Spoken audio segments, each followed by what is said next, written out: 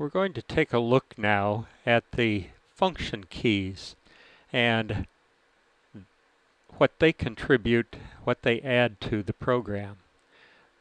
At the bottom line is an indication that the menu for these different function keys can be obtained by pushing the F1 key. This is on the top row of your computer keyboard and it's labeled F1.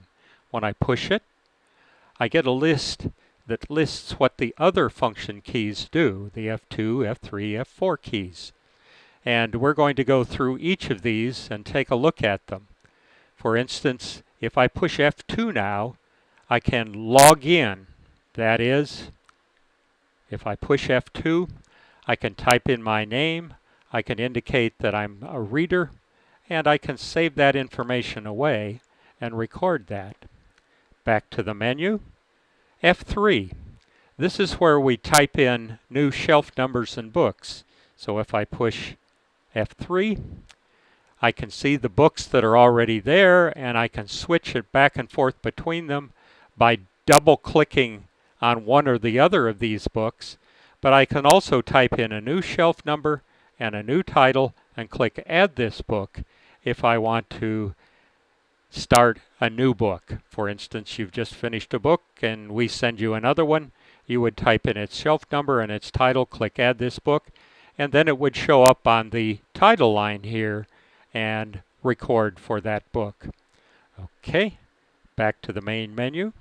F4. This shows me a list of the completed pages for the book that is currently being read. And this is the practice book, ZZ000, and I can see a number of pages indicated here. Page 1, page 22, 23, 24, and so forth, on out through page 35. There really is nothing recorded on page 35. This indicates the size of the file, and it just gives you a rough indication on how big or how small. This is a larger, a longer file. This is a shorter or smaller file for page 23 in our sample here. I can get rid of those menus by clicking the X, back to the F1. If I want to transfer files to a flash drive, I can click F5. I do that this way. And this is a way to transfer to a flash drive. We don't use this much anymore. We prefer to use the F6 function. Here I can highlight pages 26 through 33, for example. I'm going to hold the Shift key down and click on 33. Those all are highlighted, and so I can now send those files. Okay, F7.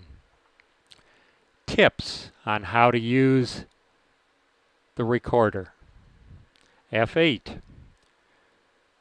Setting recording volume in Vista. If you have a machine with Vista on it, then you would need to read this. Most of the machines we provide to you are XP machines, but if you have one of your own and it's a newer machine, it will have Vista, and this will help you with that. So F9, who you can contact at the Georgia studio. F10, this is a quick check of your computer to see if the computer is fast enough and the screen size is capable of handling the file. In most cases, that's not a problem, but we can check it by pressing the F10. F11 will skip, and if we push the F12 key, it will shut everything down and close the file.